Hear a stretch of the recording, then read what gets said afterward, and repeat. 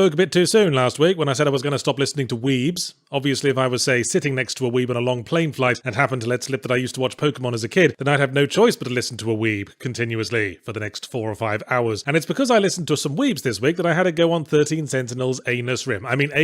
Oh god, I swear you people are trying to make this easy for me now. An anime visual novel crossed with tactical combat game that's a few years old but only just got ported to the Switch, which is probably the best place for it because it makes it much easier to hastily hide under the bed covers when you hear your mum coming in. But to my own surprise, I got kinda into it, and this wasn't like it was with Persona, where it hooked me in with an intriguing original premise before it gradually devolved into the standard teenagers use the power of friendship to kill God plot. 13 Sentinels' premise is so blisteringly standard as anime goes, it sounds like a joke. It centers around a bunch of high school students who have to pilot giant robots, and the method they use to summon their giant robots is to hike up their miniskirts and flash their juicy thighs like desperate hitchhikers. Like I said, it sounds like a joke. I haven't even mentioned that there's a talking cat in it, or the part where the teenagers can only pilot their giant robots by stripping completely naked and rubbing themselves on the equipment. Why is that, game? Oh, because clothing might interrupt the cyberneural control interface or something. So why are some of the characters still wearing spectacles and hair ornaments? Oh, who cares? Come and look at this anime teenage girl take all her clothes off, straddle a robot vaulting horse, and arch her back like a cat being stepped on. So what did I like about this game?